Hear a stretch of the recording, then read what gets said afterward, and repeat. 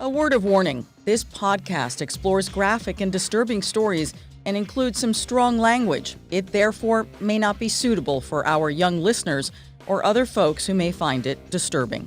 Hello and welcome to True Crime Daily, the podcast covering high-profile and under-the-radar cases from across the country every week. I'm your host, Ana Garcia, and our cases this week: a rising star's fall. After allegations of grooming and sexual abuse, an actress and her husband have been convicted of jointly manipulating a girl for years, starting when the girl was just 13 years old. The victim found the strength to come forward, and the court made sure that her voice was heard in the process. But first, a former Food Network contestant is convicted of beating her foster daughter to death. When the little girl was brought into the family, it seemed like this would be a new beginning for everyone. But instead, a violent outburst from her foster mother ended it all. We are recording this on Wednesday, May 18th, 2022. Our guest today is Tracy Tamborra, a criminal justice professor at the University of New Haven. She is a criminologist and a nationally recognized expert on the criminal justice system when it pertains to domestic violence, sexual assault, and abuse. Tracy, welcome to the program. We're so thrilled to have you. Thank you, Anna. Thank you for having me. It's a pleasure to be here. Oh, we're very excited. We understand your daughter's a fan of the program. I did, you got me some cool points as a geeky professor mom, because she watches your podcast, listens to your podcast, and was pretty excited that I was going to be on here today. So Anna, thank you so much for helping this geeky professor get some cool points with her daughter. Well, I think geeky professors have changed a lot, because you do not appear to be geeky in the least, and we are thrilled to have you. We love your perspective, especially your expertise in this area when we're talking about the two cases here. So, Tracy, what we have going on here is really about, these cases are about abuse of children, but really by celebrities. This is what makes this a very unique program. These are people who live in the public eye, but who have been convicted of doing unspeakable things to children behind closed doors. So the first one that we're going to discuss is about a former Food Network contestant who's been convicted of beating her foster daughter to death. And I'm just going to give a few details, and then Tracy will jump right in. So 30-year-old Ariel Robinson was the winner of the Food Network's Worst Cooks in America contest show. And she has been found guilty of homicide by child abuse in the death of 3-year-old Victoria Torrey Smith, whom she was fostering. The homicide case was heard in a court in Greenville County, South Carolina. Tracy, we were talking about this case before we even started recording. And sadly, these things happen all the time. Children in foster care who are removed from their family because of circumstances which the government decides is unsafe, end up being put in a home that is even either more unsafe or equally unsafe. Yes, correct. And that's what we're finding in this situation. Yeah, Anna, first of all, this isn't a nuanced case in that we've seen it before, right? But I think you make a really good point about the fact that we're removing a child from one home, placing them in a home that we at least have the expectations of a greater level of safety, hence the removal. One thing I think that, often gets highlighted is in a case where there is a foster care death is not just the particulars of the relationship between the parent and the child, but the system. Because as a criminologist, I'm very aware that human beings do terrible things all the time. That's not what surprises me at the end of the day. What surprises me at the end of the day is when the system fails, right? The system is comprised of a lot of people, a lot of professionals who have a wide array of expertise in a variety of areas. And so you're at least hopeful that even when you have an individual who is frail, mentally, emotionally, whatever, that someone from that system will be able to recognize some signs and intervene. And I think that's what probably outrages the general public the most, that, sure, a woman on one of her worst days committed a heinous act, not justifiable at all, but the fact that nobody was able to intervene on behalf of this child. There were no other warning signs. There was nothing available. That for me is one of the points that stands out with this particular case. Absolutely. And I think a lot of times these cases do not get the focus and the spotlight. And therefore, we may hear of a death, but the justice system keeps everything very private and keeps cameras and reporters out. One of the fights I've always had here in the courts in Los Angeles has been trying to open up the door for us to figure out what is going on with the foster care system, because the problem is it's so secretive, because it's supposed to be protective of the children, that when really bad things happen, we're not allowed to see it and reveal the process. And so this case made a lot of headlines. I think that that's important, because only through that and through the prosecution of people who commit crimes against children can we see change in this broken system. Yeah, Anna, you point out another really important fact here, the fact that the system is closed. I mean, on the one hand, as you aptly pointed out, there's confidentiality. We want to protect the children and also the parents that are involved in the foster care system. But when we protect individuals, we also protect the system.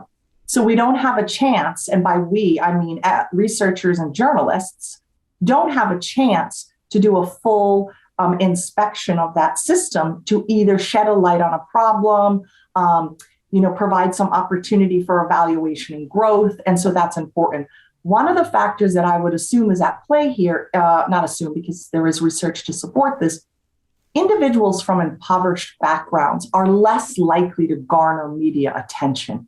So we do, right? We pay a lot of attention in the media when these are traditional celebrities. This particular individual, Ariel Robinson, is not a traditional celebrity, right?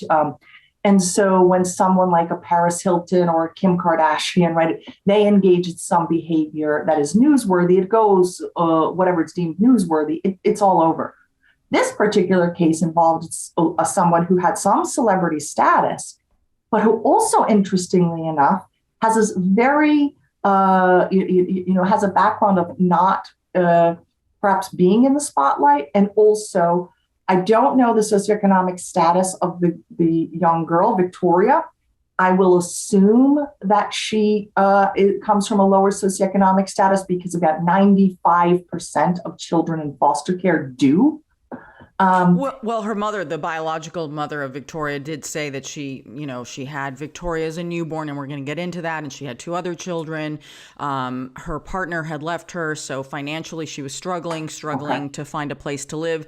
There were a lot of issues going on. Besides, there was also, allegations that she may have, the biological mother may have used drugs while she was pregnant, which of course would have had serious implications on Victoria at her birth. All those factors going on. There were many things going on. So let's get back to the details of what happened to Victoria and when, and we'll start piecing that all together. So the 3-year-old died on January 14th of 2021 at the family's home in Simpsonville. Now, the cause of death, blunt force trauma and internal bleeding. One doctor testified that the trauma was the worst that person had ever seen, which, we see a lot of horrible things. So when you hear someone say, this is the worst I've ever seen, you got to really wonder how it had to have been the worst, really the worst. Now, a few days later, on January 19th, the foster parents, Ariel and Jerry Robinson, were arrested. Now, Tracy, here's what's interesting to me. They were arrested one day before the adoption was supposed to go through. The adoption was scheduled for the 20th of January.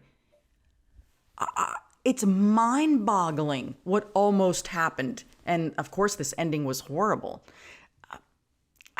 What does that tell you about supervision of this family and this child?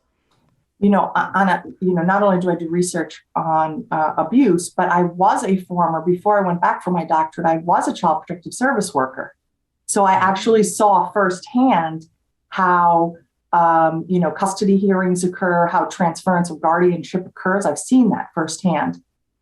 A lot of things fall through the cracks, Anna. Investigations are looking for some big red flags. A social worker, I have East Coast experience. I'm not sure, Northeast Coast experience. So I'm not sure if this applied in this particular case. in South Carolina, but we only need to do one visit per month while we're establishing custody rights, custody hearing, transference of guardianship, etc. We're also collecting documents, of course, from doctors, teachers, daycare providers. But one visit a month does not give you a lot of insight into the daily workings of a home, right? I think what you and the general public are assuming is that there's these spot checks that occur all the time. There's a very rigorous examination of the family. Yeah. Not so. Right. We like to think that if a system that, we pay our taxes into, that if a system is placed in charge of a child who is vulnerable, that system will do, it's like in place of a mother, right? In place of a father. Right. You are given a very special legal right to protect this child, because for you to come into a home and take a child, it takes a lot to take a child out of a home, from the parents. So, I mean, we could go on and on about the system and what's wrong with it, and we'll have more opportunities, but I'm going to get back to the background of this family and the foster mom and, why she got all this attention. Yeah, I believe she got a lot of attention because she was a winner of a reality show contest. Let's be real. Sure. If no one knew this mother, would the court case have been televised to the degree that it was? Maybe not. Maybe not. Okay, so back to Ariel. She had this prior appearance on the Food Network. She was considered a fixture in the local community, kind of person that people knew. She was a middle school teacher. She performed comedy under the pseudonym Air Funny, the Clean Queen of Comedy, and she hosted, God help me, a parenting podcast with her husband. Okay. Oh boy. Right. Mm-hmm. Ariel and Jerry Austin Robinson, because a lot of times Jerry was called by his middle name Austin. They had two biological sons prior to taking in Victoria and her two biological brothers. They were all taken in, the three of them, in 2020. So this was a blended family. Ariel Robinson was a participant on season 20 of the Food Network's Worst Cooks in America. Now, that's where the show tries to take contestants with no prior cooking background or skills and make them into more masterful chefs by working with celebrity chefs. I'm sorry, I've never seen the show, so I don't know what it is, but I thought we should have some background on why this woman was on this program. So she won $25,000. The couple, of course, I think when you have people who live on reality shows, they also have a lot of social media, Tracy. So there were a lot of posts of Victoria, which this is going to get very interesting here. So they were active on social media. The foster parents were always making a very big point of a blended family. It was a very colorful, diverse family between the foster children and the children that the Robinsons had. And it is Victoria's biological family, the little girl's biological family, that says the red flags were in the social media the entire time, but no one was looking. No one was looking. So I want to talk about that because I think that's a very important point. I went through the photographs last night and I thought to myself, wow. As I looked closer, I was like, yeah, it's right there. It's right there. One image, you've got Victoria's right wrist has, what appears to be some bruising. She's got, in one photo, it looks like she has the beginnings or the healing of a black eye. And then it looks like on her neck, especially like at the back of her head, back of her neck, that looked like there was some red bruising as if, someone had been maybe holding or strangling. That was not the cause of death. But Tracy, I mean, what do we do with this now? So social media posts are showing something is amiss. Yes. Do kids always have all sorts of bumps and bruises? Yes. But these are in some strange places. Sure. So, I'm not a forensic scientist, but yeah, bruising. I did receive training when I was top detective service. Bruising in certain areas are odd, right? We don't care. Shins, elbows, right? This is what we're expecting, kids running around playing. The bruises you're describing, I suppose, could be considered odd. However, hindsight is 2020, right? Yeah. I don't know. I mean, I can think of times where I've photographed my own children after having a black eye from a sport injury Sure. or a bee sting, and you're like saying, "Look at the kid! Look what happened to my kid today!" Right? And so, but that aside, so when you evaluate if child abuse is present, you're not just looking for an occasional bruise in an odd spot, like you said. Bruising on the neck is bizarre. Bruising in the abdomen area is bizarre. Anything, that appears to be a wrist hold might be bizarre. But you're also looking for interactions between child and parent. And again, I wasn't involved in this case in the terms, I haven't read the court documents. Mm-hmm. I don't know if the social worker that was evaluating the case noticed anything about the rapport between the parents and the child. When I would go into a home and see children who did not want to be near that parent, mm-hmm. who were very trepidatious in their presence, who were very standoffish, especially young children. I'm not talking about adolescents, right? Because they hate everyone. Yeah. But when I had a child on my caseload under 9 or 10, and they were exhibiting certain emotional characteristics, this is what I would note. So I don't know that I could evaluate from social media posts anything, because I also saw posts where they're hugging, the girl is smiling, right? And so I know we love to play social media sleuth after mm-hmm. the fact, whether it's a breakup or it's obviously something as horrendous as a child murder. But we're looking for a pattern of behavior that's also indicated in their emotional rapport. It's interesting that the Robinson family said that they had security cameras in their home, which they said they had to set up because Victoria's 7-year-old biological brother had anger issues and would hit her. Mm-hmm. I don't know if that's true. I don't know if that's been established yet. It is interesting. And yes, sometimes, when you take in children from other families, there are going to be challenges and issues. So what I also find interesting is that we're being told that during the pandemic, Jerry worked while Ariel stayed home with the children, and that she used the cameras, because that's a lot of kids in the house, as an extra set of eyes and ears, and a lot of it was streamed, I guess, so the husband, dad, could also watch. So it's interesting that there were so many cameras mm-hmm. around, yet I don't believe that any incident was specifically recovered and used in trial that I can tell.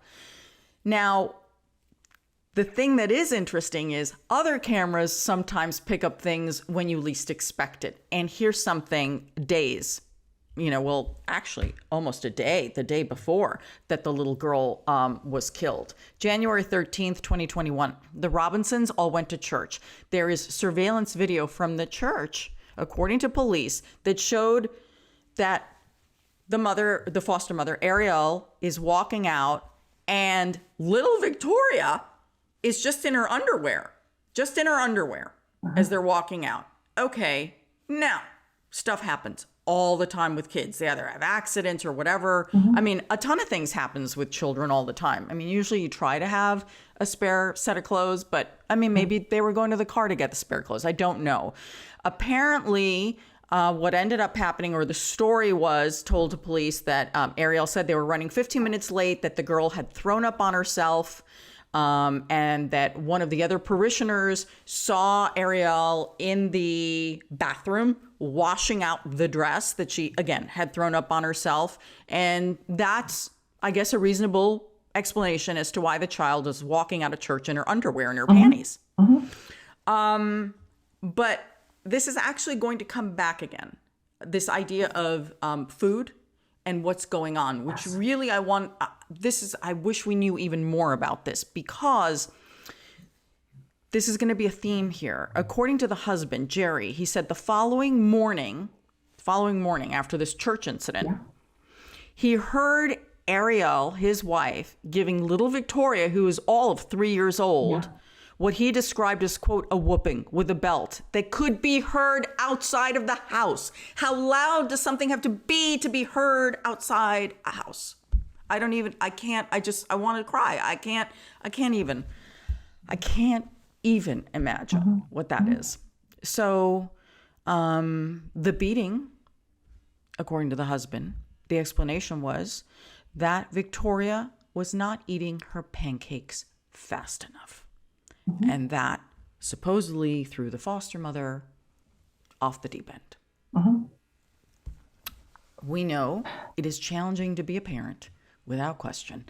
But I'm wondering, it's like, this is 2 days in a row where you're having some issues. What if this child had true, real medical problems, either with food, with eating, keeping it down, or the little girl is scared out of her mind and so stressed out that of course she's throwing up. And no matter what she does, she knows she's never going to do it well enough and she's going to get a beating. Because at 3, you know that.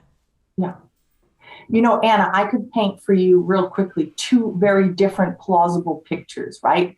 You could have had a little girl, maybe she contracts a virus or a bug. She throws up. It's in the middle of something very stressful. Mom has something going on. Mom snaps. There was no history of abuse. I mean, maybe she doesn't win Mother of the Year, but there's no history of physical abuse. And I've been involved in cases like this perfect storm. And somebody snaps.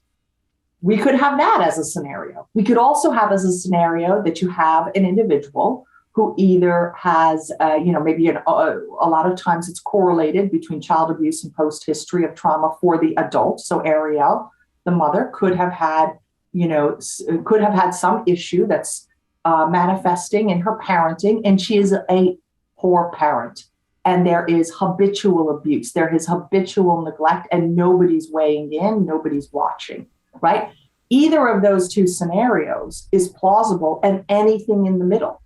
Well, Jerry claims that when he went inside after hearing the beating, that he claims he found Ariel standing over Victoria with the belt. He says that he told Ariel that she had, quote, gone too far this time. That indicates to me... This time. Yeah. This time. You'd gone too far, right? You'd gone too far.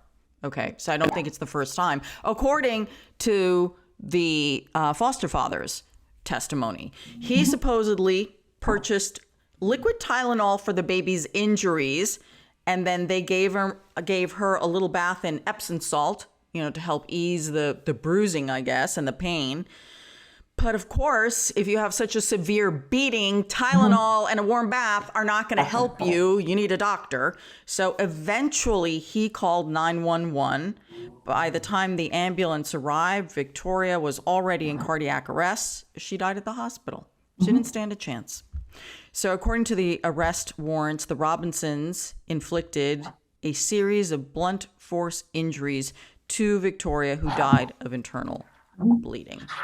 Now, what I find interesting, and we've been discussing this, in South Carolina, they have a law, which I don't know if all states do, but I like this, that says that if there is a death of a child, it must be investigated. Yes. Because, children just don't die. It's not like a 90-year-old person with multiple health issues. Right. You expect that, life will end soon, but not for a child. So, and 5 days later, after the investigation and after her death, soon to be adoptive, but foster parents were in handcuffs. Yeah. So Jerry Austin Robinson, that would be the foster dad.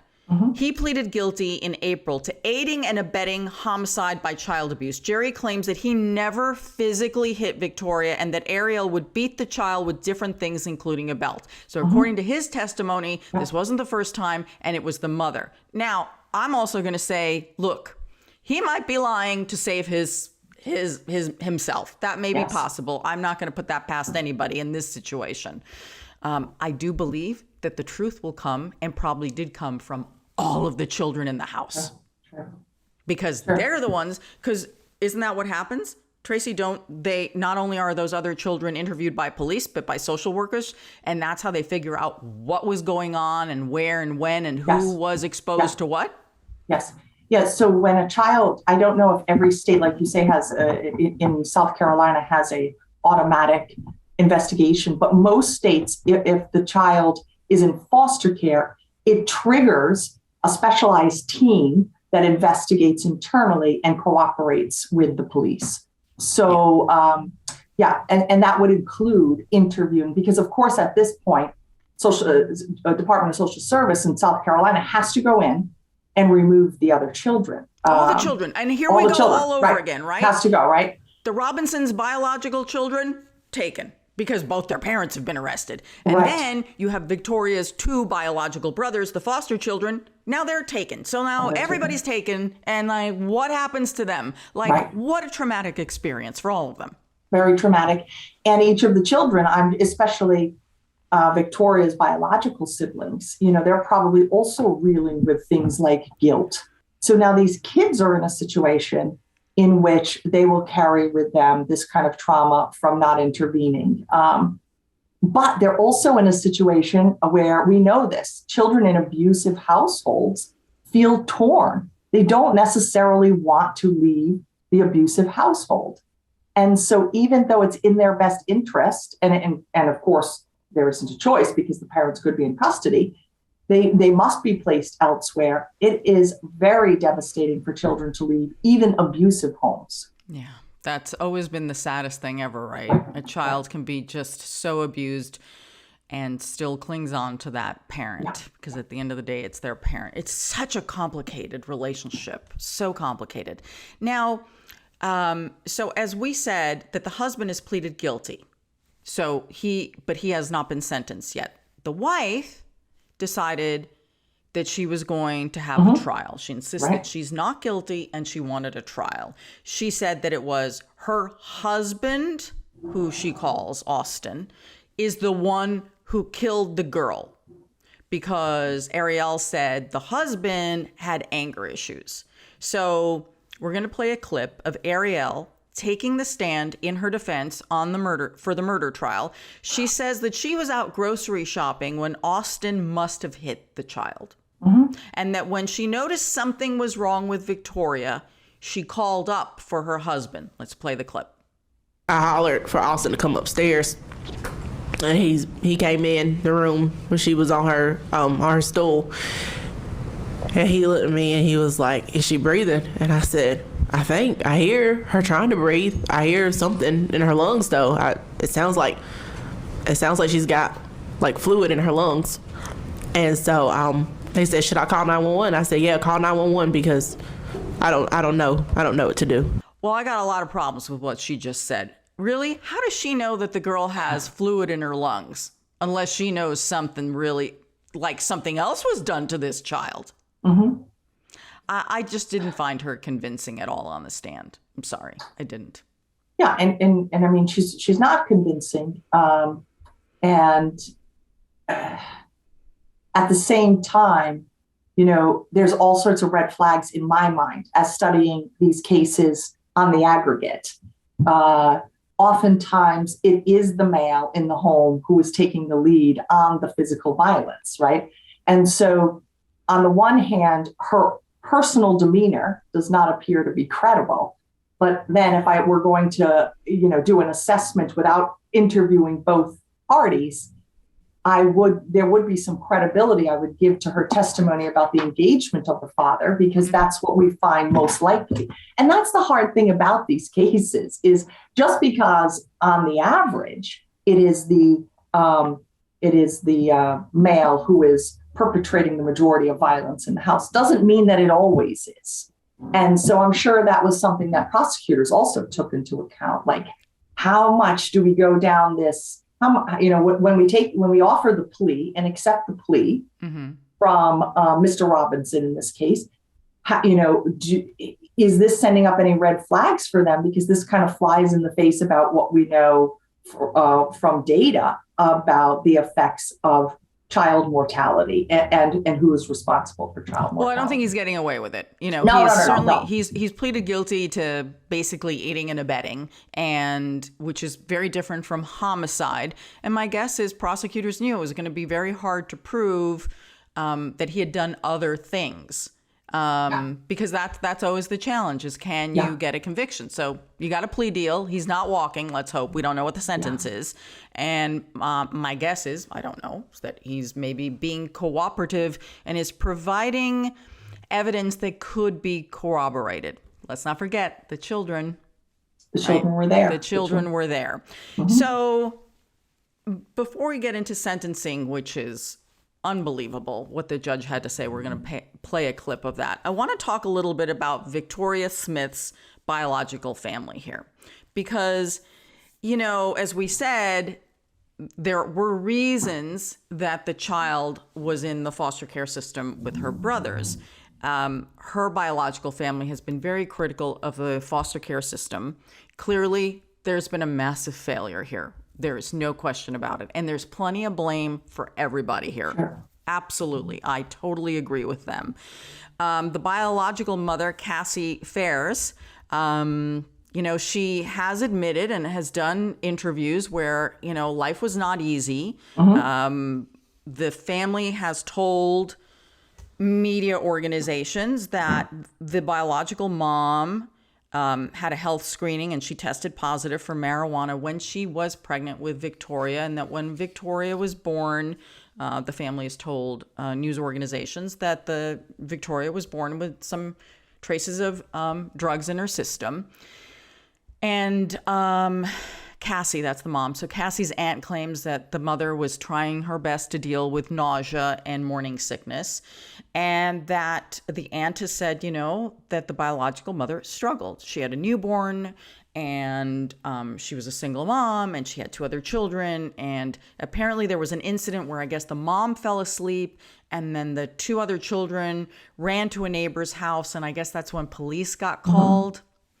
We don't know all of the details there, but that was the beginning in many ways, in addition to the other medical issues.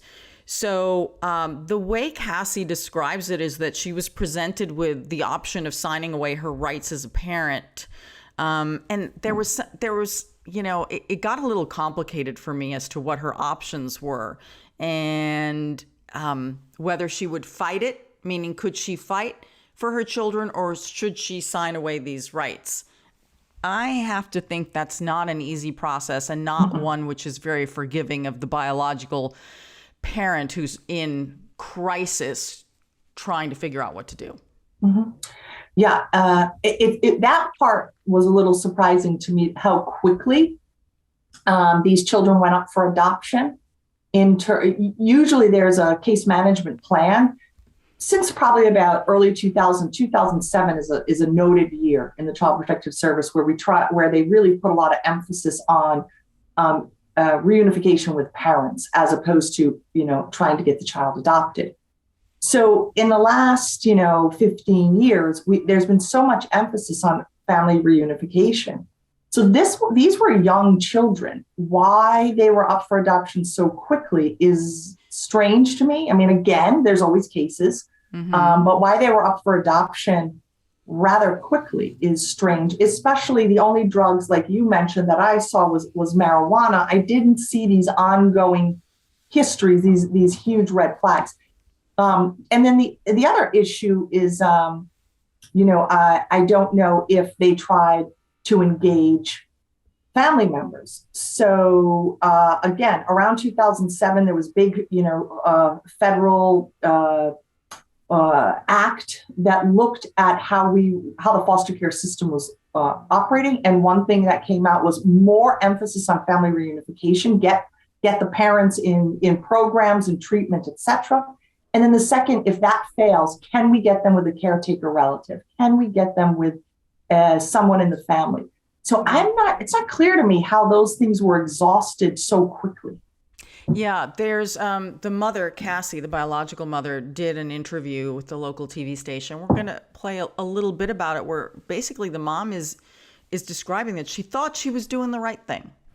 And I just rushed into a decision thinking that it was what was best for my children and that that's what I should do, when I really feel like now I should have done anything but.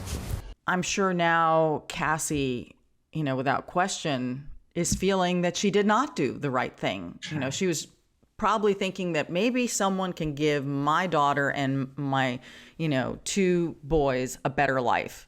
And that is not what happened. So I can't even imagine the level of guilt that, she's feeling, and the heartache that she's feeling at losing her baby. It's so devastating. tragic. So tragic. And the aunt had said, the Victoria's biological aunt said, these people, meaning the welfare system, these people are the experts. We trusted them to put the kids in a safe and loving environment. And that is without dispute. We all had the same expectation, even more so if you're a blood relative, without question. And they've been very critical of the screening process because clearly it failed again in this system. So now I want to get back to Ariel here. So Ariel Robinson was sentenced to life in prison on Thursday, May 12th. Her husband, Jerry Austin Robinson, who's 35, has also been implicated in the homicide. He's pleading guilty to aiding and abetting homicide by child abuse. He's not been sentenced. I really believe that the judge in this case said it best. Here's a clip from the courtroom feed that was provided by WYFF-TV. And this is Judge Letitia Verdon. Medical testimony in this case was incredibly heartbreaking. And for folks who deal in the emergency room and who serve us in that way, and folks who deal with children in the most critical of situations, for them to say that this was substantially worse than anything they had seen, I think that has to put something into perspective for you. I can say that in my 13, 14 years of being a judge, I've never seen anything like this. I've never seen anything like this. Not even approaching it. And what compounds it is that I understand what your attorney is saying. Perhaps you snapped at that moment, but then why let this child suffer and not get her medical attention that she desperately needed as she lay dying in her own bedroom? Based upon all that, the sentence of the court cannot be anything but life in prison. Thank you. I think the judge really said it all there. Not only was this one of the most horrific examples of child abuse, but she even gave some potential credit and said, look, even if you did snap, what you should have done is called 911 immediately to get that child help, and maybe Victoria could have been saved. Yes. Would you likely have been charged with child abuse? Yes, without question. Would you be spending the rest of your life, in prison for murder? No, I don't think so, especially if she lived. Right, yeah. So mitigating, aggravating circumstances add to a case. And what the judge is assessing is, was this person at all remorseful, right? Because the purpose of prison, at least in theory, is some sort of rehabilitative process. And so a good judge is assessing, where's the starting point with this defendant, right? And if the defendant showed at time of action or subsequently some remorse, then their starting point is a little bit different. And so the judge can consider that at sentencing. But as you aptly point out, as the judge states, the individual didn't take any opportunity to rectify what could have been a very unfortunate, unplanned, uncalculated moment. But instead of addressing that moment, it's almost like when we say someone is doubling down, right? Like you not only committed this crime, but you didn't take any action to prioritize the life of this individual, to either because you were remorseful or because you felt a sense of obligation to the child. And I blame both parents here because their actions guaranteed that Victoria would die without question. Delaying calling 911, they're both guilty, both of them. It'll be interesting to see how the judge rules in terms of the father, because even if it's determined that he did not play a role in the active murder, in the engagement, the physical abuse, his lack of action led to her death. And also we have a higher standard, of course, for people who are in parental roles. You are supposed to act.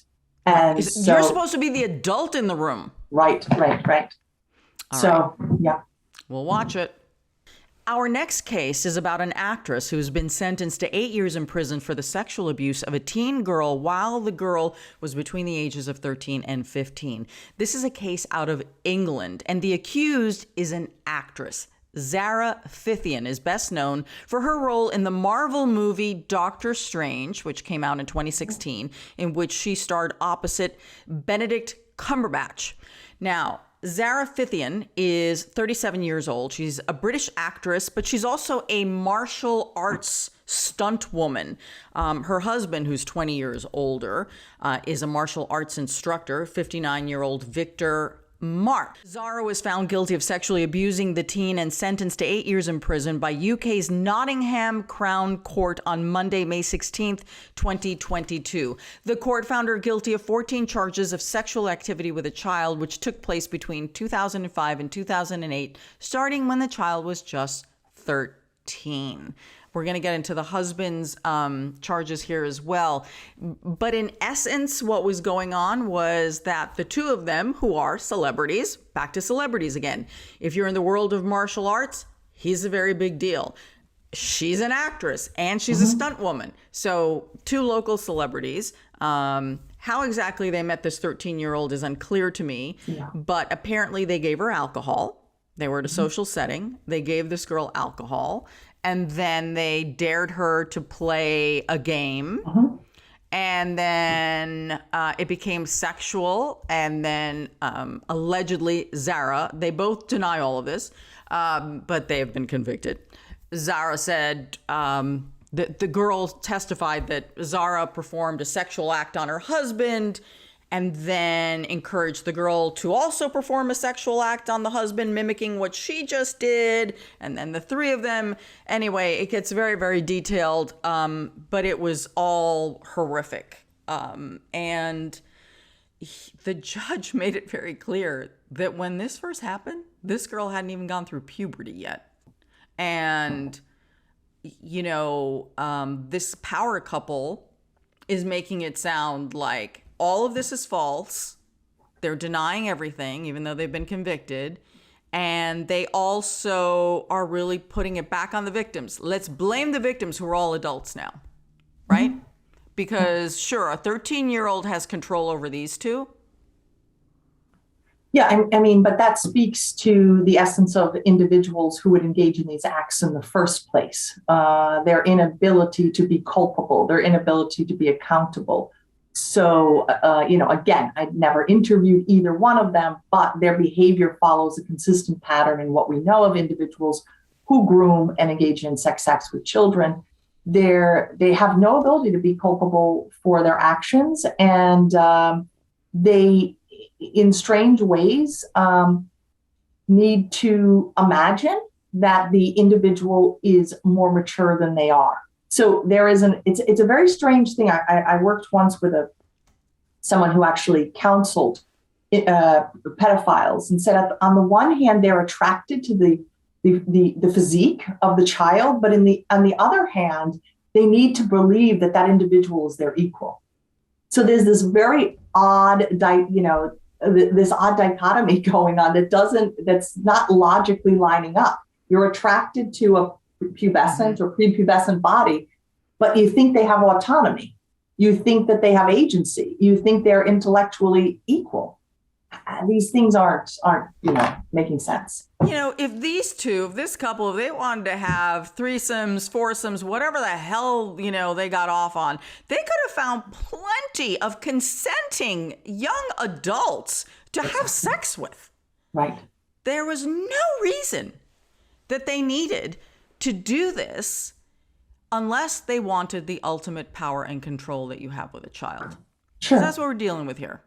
Sure. That's what we're dealing with here. So the husband, Victor, was sentenced to 14 years in prison because he was seen as the driving force behind the abuse. It's very interesting. This is all according to the judge. In addition to the 14 charges that Zara faced, he is also found guilty of 4 additional counts of indecent assault with a second victim.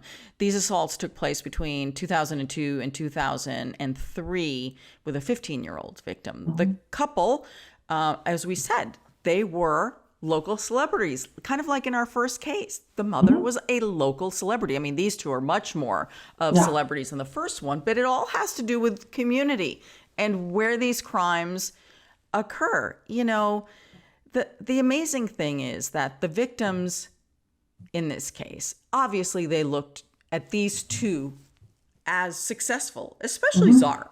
More so Zara than anyone else, only because, maybe they would feel like, oh, she wouldn't harm me, right? She's an actress and she's successful and she has money and she must just really care about me. I mean, it's all so twisted, so twisted. Now, here's the background, which I think is equally twisted. So Zara began training in martial arts when she was just 7 years old. She became so proficient that she was showcased in various competitions and tournaments around the UK and the US.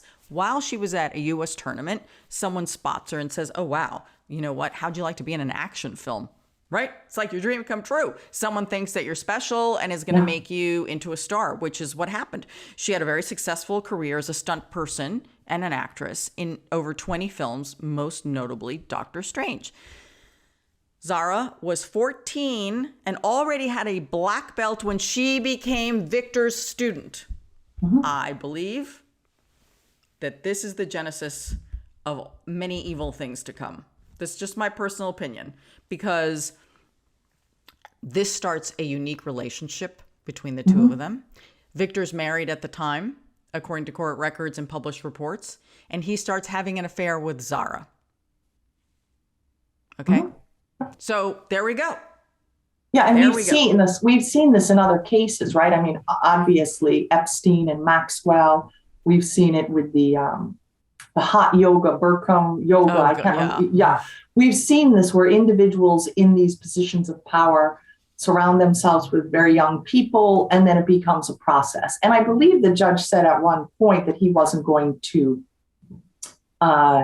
be as harsh in terms of sentencing with Zara because of the nature of her relationship for years prior with Victor Mark. So that whole pattern, I think, became obvious in court. Yeah, I think that's it. That the judge pointed out that in the trial, it became evident that his grooming of her at an early age, that he then had a level of control over her and manipulated her because she was very young. I mean, she was, we believe, of age about 20 when the abuse began, when she began participating in the abuse with her husband. So she clearly was old enough to say, no, this is not okay. But she didn't. So that is why she is also guilty here. However, the judge did think that she herself was originally groomed as a victim. And so she may not see it, but the court sees it. And therefore, the punishment will be different for those two. Zara and Victor were married in 2015. So again, she would have been about 20 when the abuse with the minors began. Right. The victim, that 13-year-old victim, the game that I said was, they want to play dare with her. And it may have started off all fun and innocent, but it didn't end that way. The victim told police, quote, "I remember trying to copy Zara's reaction at the time because I looked to her and tried to be like her in every way," meaning she tried to mimic the sexual act that Zara was performing on her husband. The victim said she knew it was wrong, but she was unaware of how to leave the situation. I think that's understandable and reasonable of a young person, right? Sure. Yeah. So, I mean, the child saying, I'm mimicking the behavior of this adult, and because I don't have any concept of, a sexual act makes perfect sense. In the United States or a country like England, very westernized countries, we don't do a very good job. Again, I'm no culpability removed from either Victor Mark or Zara Fithian, but we don't do a very good job of letting kids know what sex is, what's healthy sex, what to do if you're in a situation. So, the young woman's testimony that I knew it was wrong, but I didn't know what I was supposed to say or do. This is something that I have seen in my data collection with research. I've also seen it when I was a former counselor working with sexual abuse victims. You don't give them any tools. They have no tools. They're defenseless. Yeah. And also there were threats made against her because he's, according to the victim's testimony, he told her, no one's going to believe you. No one's going to believe you. So, That's very you better common. not tell anybody. And that happens a lot, these threats, or that I'm going to harm you or harm your family is another one. The victim said that she, again, knew that it was wrong, that she went over to their home about once or twice a month. This was over a 3-year period. And then Victor reportedly assaulted the victim around 20 times on different occasions. The girl also said that the abuse was filmed, telling the court that they wanted to recreate pornography that the couple watched. According to the victim, she was threatened with violence by Victor. Remember, he's a master martial arts instructor who allegedly said that he would, get this, smash her kneecaps if she tried to report the abuse that she suffered. Yeah, I mean, And obviously, he probably could smash them. of course, right? And these are scare tactics that perpetrators of habitual or repeated sexual assault will use, threats of violence. And in his case, as you point out, it's very credible. Not only was there a size differential and an age differential, but he was also a martial artist. The judge said that young people, especially martial arts students, looked up to this couple. The judge said, quote, most people have held you in high esteem. That is why you were able to groom the victims in this case and get away with it for so long because of their position, because of their celebrity. They were able to get away with this for so long. Zara has denied the allegations the entire time. And then the husband told the police that sex with that particular victim started after she turned 18. Oh, really? Isn't that convenient? Yeah, I bet it did. Yeah. Well, nobody was buying any of this. Both of them maintain their innocence. They say that the witnesses have been lying the whole time. It is time for our comments section. These are the crime stories you all are talking about on our social media. And here's our producer, Will Updike, with what y'all are talking about. Hey, Will. Hey, Anna. Hey, Tracy. How's it going? Hey, Will, did you change your lighting? I got a very bright light. I don't have diffusion on this window, so it's either all on or all off. Okay, I noticed. I'm just saying, I noticed. So anyways, today we have a favor from a would-be burglar. Now, police in Port Arthur, Texas are looking for a man that they said they saw on surveillance video mowing a homeowner's lawn. So they ended up sharing this video on their Facebook page. The suspect was later identified as Marcus Hubbard. So the video, you can see the man, he pulls the mower out. He even goes as far as to grab a gas can to fill up the mower, and then he's making some passes over the lawn. Now, police allege that Hubbard did mow the lawn, both the front and the back, but some people kind of thought there was a discrepancy there because they couldn't really see grass clippings. So some people suspect that he might have just been going over it, not mowing. But I'm going to assume that he was actually getting the job done. So officials ended up arriving on the scene in the neighborhood, and Marcus fled, but not without trying to take the mower with him. He tried to flee, mower, behind him, dragging it, but he had to leave it ultimately to flee from the authorities. They are still looking for information about Hubbard, was the latest update that I had, but people had a lot to say about this one. Chris F. said he must have thought he earned it fair and square for doing yard work. I don't know if one mow of a lawn is enough to, get you a whole lawnmower, but you're trying to do a quid pro quo thing. The Southern Twist said, I wouldn't even want to arrest him. Give him community service. Me too. I don't want to arrest this guy. Yeah, I think he's a little confused, but Wait a minute, William. I'm lost here. When were the police called? While he's mowing the lawn, or when he walks away with the lawnmower? Police arrive, like the way it was described is the police arrive on the scene and he is fleeing with the lawnmower. Now, this portion wasn't on the security footage, so we don't know exactly what went down there, but I'm assuming, the neighborhood, it looks like a decent neighborhood. I think probably there's someone mowing the lawn. It's very late at night. You can see in the pictures and the videos. I think maybe it probably erased some suspicions. Okay, late night mower. Okay, whatever. Is that a crime? Hello? Yeah, I just think taking it is where you get into trouble. Otherwise, you're just doing a favor. Right.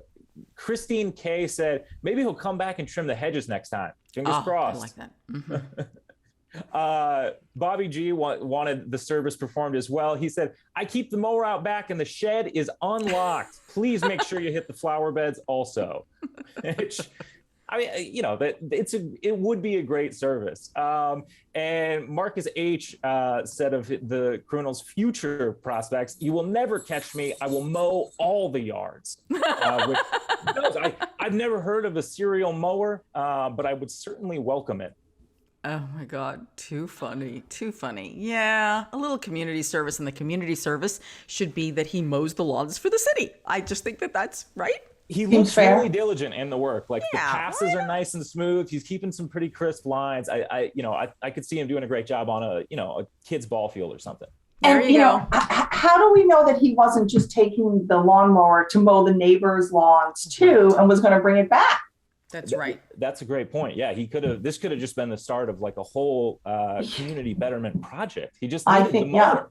He just needed the mower. Yeah, needed his tools. Thank you, Will. See you next week. Yeah, we'll do. Thank you. Well, that's our program for today, Tracy. It's been such a pleasure having you. I love your insight because we have so many cases all the time where a child does die in a foster care situation. We have never had the insight that you've been able to provide about the how, the why, what happens on the inside. And that's been really helpful. I hope that you'll come back.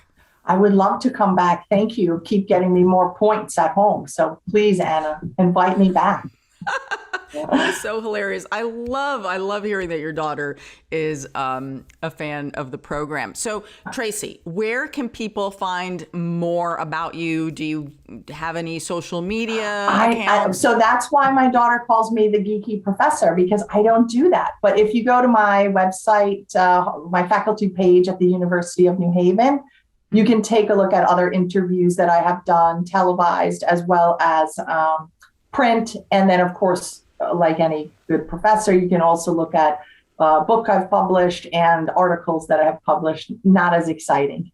But yeah, University of New Haven faculty pages, Tracy Tamborra, that's where all of my information is housed. That's fantastic. We've had such a pleasure having you. The insight's been tremendous. We do hope that you come back. Tell your daughter that. Okay.